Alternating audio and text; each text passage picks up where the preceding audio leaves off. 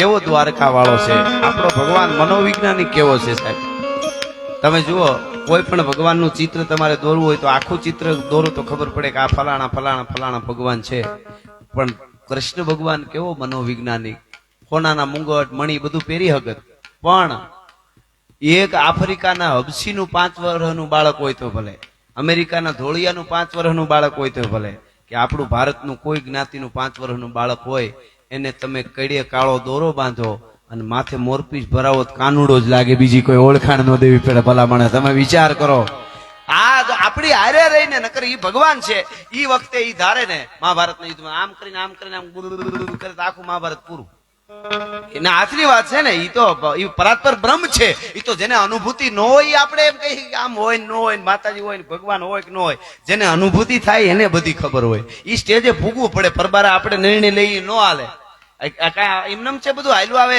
ભજનોમાં રામસાગરમાં ગાતા ગાતા આંખમાંથી આહુડા રામસાગરના તાર ઉપર પડતા હોય અને એની ઝેણી ઉડતી હોય, અને ભજન ગાતા ગાતા દેવાજ પંડિત જેવાય જે કીધું એ આટને અટણ થાય છે ને બધું. એનો અર્થ એવો છે કે બધું ખબર જ. ઈ કેવા, અરે વૈજ્ઞાનિકો નાસા વાળા એમ કહી દીધું થોડા વર્ષ પહેલા, આપ બધા જાણો છો કે અમે વર્ષોથી મથી અને વૈજ્ઞાનિકોએ ભેળું કરીને માપ કાઢ્યું ધરતીને અને સૂરજને કેટલું અંતર છે. એ આજથી 500 વર્ષ પહેલા તુલસીદાસે ઝાડવા હેઠ બેઠા બેઠા કહી દીધું હતું, જુગ સહસ્ત્ર જોજન પર ભાનો લીલો થાય મધુર ફલ જાનો. એ તે દી એને કીધું હતું, એ હિસાબ એ પ્રમાણે માંડ્યો તો એ જ નીકળ્યું. એનો અર્થ એવો, આત્મા પિંડેશો બ્રહ્માંડે આપણે ત્યાં કીધું ને, અંદર જેટલા જઈને આપણે આપણાથી આગા જઈએ ને એટલે કોઈ ના ન રહી. પોતાથી આગળ જઈ આપણે બધાને ક્યારે આપણે પેલા આપણી પાસે બેહવા શીખવું પડશે. અટાણ તો ખાસ શીખવું પડશે. અટાણ થાય શું ખબર, આપણે અહીંયા ન હોય. તમે હું અહીંયા આવ્યો છું ને અહીંયા જો ને એટલે હું સારું જ બોલી શકું, તમને મજા આવે. તમે સાંભળવા આવ્યો ને અહીંયા જો ને તો તમને મજા આવે. પણ તમે અહીંયા ખાલી ખોળિયું તમારું બેઠો હોય ને તમે ઓફિસમાં ખેતરે આટા મારતા હોય મજા આવે જ નહીં. પછી કે જામીની પણ તું જ અહીંયા નહોતો. આપણી તકલીફ ઈ છે. આપણે અટાણે બધા કુટુંબમાં બધું વિખાતું કામ સાહેબ જાય છે દાસ બાપા ખબર. આપણે ઓફિસે હોય ને તો ઘરે હોય. ઓફિસે શું કે અરે મારા પરિવાર ને બિચારા છોકરા હું એને સમય નથી આપતી, આમ ને તેમ ને બિચારા કેવા. ઘરે જઈને કે ઓલી ફાઇલ નું ઓછી હોય છે. ઓફિસે હોય તો એ ઘરે હોય ને ઘરે હોય ઓફિસે. આ કારણે જ આ બધા કુટુંબના ડખા છે, બીજો કાંઈ વાંધો નથી. આ હા હકીકત વાત છે, ટાણાની જ વાત છે. આપણા સાથે ટાણે જેને જેને હાચવા ટાણા એના ઇતિહાસ લખાણા. ટાણા વગર છે જ નહીં. હું અટાણે બોલું તમને મજા આવે પડકારા. આનું કાલ બપોરે એકલો 12 વાગે આવીને ધાણા નાના કે લે ગઢવી નું સટકી ગયું. આટલો જ ફેરા છંદો ભલે ને ગમે એવા ગામ નહીં, પણ હટાણે છું તો બરો. ભગત બાપુ નો દુહો છે, ટાણે જો વિવાહ તણે રટે બ્રાહ્મણ રામ તો નારાયણ નું નામ પણ કડવું લાગે કાગડા. વિવાહ ફેરા ફરાતા હોય, વર કન્યા મંગલ કન્યા પધરાવો સામદાન મંગલ મંડપ મધ્યે કરીને ગોરબા તરી કરવા માટે બોલો ભાઈ રામ તો શું થાય ગોરબાપા દિશા. ભગવાન નું નામ છે ને પણ સમય નથી ત્યારે ન લેવાય. સ્મરણ કરાય મનમાં, પણ બોલો ભાઈ રામ તો એ ન કહેવાય. નારાયણ નું નામ એમ ટાણું હાચવી દો એટલે અખિલ બ્રહ્માંડ નો માલિક આપણા ટાણા હાચવા બેઠો જ છે કાયમના માટે. એમાં બીજું કઈ આવે જ નહીં. પણ જેને લેવું છે અને શાક માર્કેટના જે ઢોર હોય ને બકાલા માર્કેટમાં રખડતા હોય એને વરસાદારે કઈ લેવા દેવા જ ન હોય. એને કોણ બટેટા નાખે ને કોણ રીંગણા નાખે ને બસ ઈ જ વાઈટ હોય એની. હું જ અને ધ્યાને દૂધની જ રાખવી પડે. બગડી ન જાય એ ધ્યાન દૂધની જ રાખવી પડે કે એને હરખું મૂકજો અને હરખું ગરમ કરી લેજો અને આમ ને જોજો ખાટો હાથ ન અડી જાય. કોઈ દી કોઈએ કીધું અઠવાડનું ધ્યાન રાખજો. એ તો આપણે ધ્યાન રાખવું પડે કે એ બાજુ ન હાલતા ને તમને બગાડશે. એમ હારા થયા છે જેની ફરમ ફટકેલી હોય એને ચૂલે ચડવું પડે, બાકી આવળ અલબેલી એને કોઈ પૂછે નહીં કાગડા. હારા જેટલા એટલે હું ઓલી વાત રહી ગઈ હતી, પછી આ વાત ઉપર પાછો દ્વારકા દીવની વાત ન થઈ મારે કેવું છે. પણ ઓલી વાત અધૂરી રહી ગઈ હતી. કોડા નીકળ્યા એ દરિયામાંથી શરૂઆતમાં. કોડા છેલ્લે દરિયો વલોતા હતા ને તો કોડિયું આપણે ઘણા કે ને આ ફલાણા નડે બહુ, એ કોડા એ વખતે નીકળેલા છે. એ કોડા નીકળ્યા ને તો દેવો જ ભાગ્યા, દાનવો ભાગ્યા. ગમે એના હામાં લડી જાય દાનવો ભાગ્યા, ગમે એને જીતી જાય. કોડાઉન ન પુગાય. એને બધી રીતે રોતા આવડે, કરગરતા આવડે, બધા રજૂઆત કરતા આવડે. એટલે દાનવો ભાગ્યા. વિચાર થયો કે હવે કરવું હું તો કે ભાગ્ય મેળ નહીં પડે, પાછા ભોળાનાથ પાસે હાલો. દેવદાનો ભેળા થઈને આવા પ્રભુ બચાવો કે શું વળી ઝેર નીકળ્યું લાવો પી જાઓ. કે ઝેર નથી નીકળ્યું કે તો એ કે કોડા નીકળ્યા. ભોળોનાથ કે કોડા નીકળ્યા હોય ને તો અહીંયા નહીં. ઝેર નો કટરો હોય તો કયો ભાઈ બીજો પી જાઓ. કોડા મારાથી નો હતો મારા ગણે ની હુંઢ્યું કે છે. તો કે હવે આનું કઈક રસ્તો તો બતાવો. પછી ભોળાનાથે રસ્તો બતાવ્યો.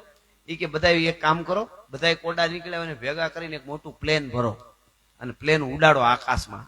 અને પછી ગામડે ગામડે 1 2 3 પછી જેવું ગામ એમ વેરતા જાવ. ઈ કે અમુક ગામમાં જાય તો આપણને એમ થાય કે અહીંયા પ્લેન ઊંધું પીડ્યું છે કે શું હોય છે, હાવ એમ હોય હો હાવ. આ હકીકત વાત છે. પરિસ્થિતિ એવી થાય, સમજણ જેવું તો નામ જ ન હોય. કિંમત સમજણની છે ને, થોડું કઈ સમજેલા માણસો એને બધા પ્રકારની કિંમત છે, બાકી કઈ નથી. ઓલી જૂના જમાનાની એક સારી વાત છે, મને યાદ આવી ગઈ. જૂના જમાનામાં એક આવી રીતનો ડાયરો હોય છે, પ્રોગ્રામ હોય છે. પ્રોગ્રામ પૂરો કરીને 2 પતિ પત્ની 2 માણસ અને એક 10 વર્ષની દીકરી એ હાલ્યા જતા હતા. હવે વાંધો નહીં, મારે ટૂંકમાં વિષયમાં આવતું હોય છે ને એ લેતો રે. વાહ વાહ, સરસ આંગણીયા પૂછીને આ બધા બીતું તમે કેવી ભાગ્યશાળી, તને ગાયરું કરે ઘોડા હાથ વાળી, આ બધી ફરમાઈશો આવી છે. પ્રકૃતિ, હા, એટલે એને ગાયરુમાં યાર તમે જુઓ આપણી કેવી પ્રકૃતિમાં મટી. આજે દુનિયા વાત કરે લેડીઝ ફર્સ્ટ ની જે વાતો કરવા વાળા છે ને, એ નારીને શક્તિ કોઈ માની હોય તો ભારતે માની છે ભલા માણસ, બીજે શક્તિ નથી કહેવામાં આવતો. હા, એ ભારત છે એને. એટલે ઈ ભીતું તમે દાદ બાપુ કહે છે કેવી ભાગ્યશાળી તમને ગાયરું કરે ઘોડા હાથ વાળી. આવી અનેક કવિતાઓ છે. પણ હું આ જે વાત લઈ ગયો છું, વાત જે હાઈલો જ આવશું જે વાત ઉપર, ઈ મારે કઈ વાત ઉપર હાલે જઈ તું ઈ બાજુ જો માં.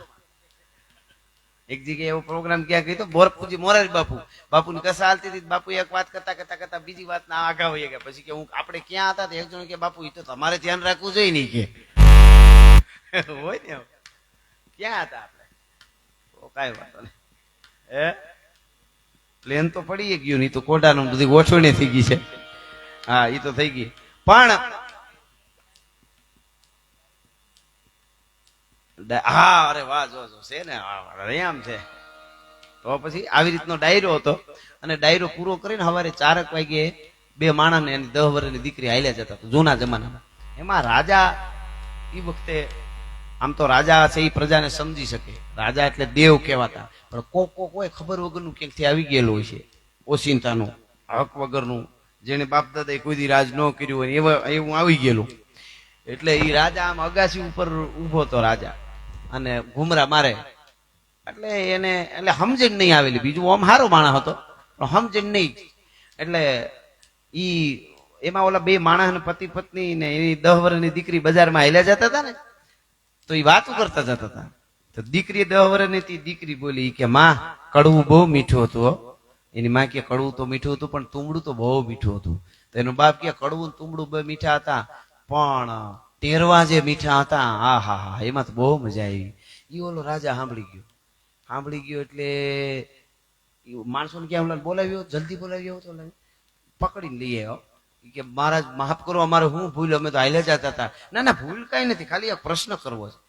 કે હું અગાસી ઉપરથી જોતો હતો, તમે વાતો કરતા જતા હતા. કે તો કે તમારી આ 10 વર્ષની દીકરી, તમારી દીકરી છે ને, કે દીકરી એમ બોલી કડવું બહુ મીઠું હતું. કડવું હોય તો મીઠું કેમ? તો તમારા પત્નીએ કીધું તુંબડું મીઠું હતું, તમે કીધું ટેરવા મીઠા. હું કોઈને આંગળીયું ટેરવા ખાઈને આવો છો? આ બધું છે હું એમ? એટલે આટલી વાત કરી તો 10 વર્ષની દીકરી માને આમ ઠૂંહો મારીને કે માં આ તો ઓયલું લાગે છે, ઓયલું લાગે છે. એ કે એની માં કે ઓયલું નથી, ઓયલું હોય તો ઓયલું હોય ને. તો એનો બાપ કે આ ઓયલ્યા વગરનું ઓયલું છે, બાકી છે ઓયલું. તો રાજા મૂંઝાણો. એ કે હજી ઓલું નથી હેળ હુજી, તો આ બીજું શું આવ્યું એમ? હજી ઓલું આગલું હુજ્યું નથી તો આ બીજું શું આવીને ઉભું રહ્યું એમ? એટલે કે હવે તો બધું ફોડ પાડો, આખી વાત સમજાવો તો જ, બાકી નકર કાંઈ જવા નહીં દો તમને. કે મહારાજ માફ કરો, ભૂલ થાય, જે કાંઈ થવાનું તો અમને માફ કરી દો. એ કીધા જેવું નથી.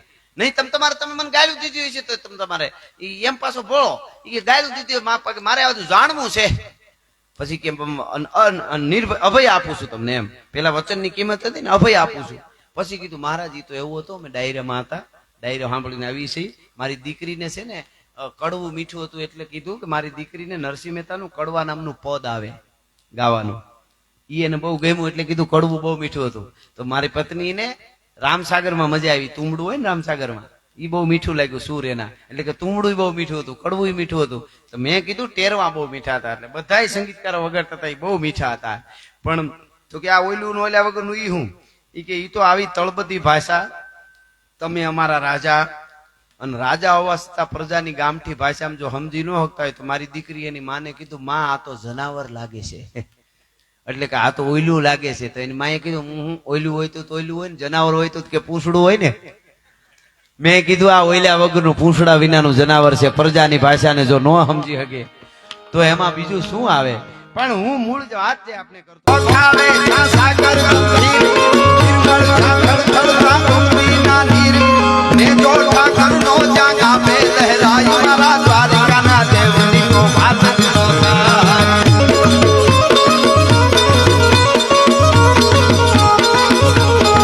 મીઠુડી ધરતી મીઠુડી ધરતી મીઠુડી મીઠડી મીઠુડી ધરતી મીઠુડી ધરતી ના મીઠા ભગવાન દરિયાના ફળિયામાં મીઠા ભગવાન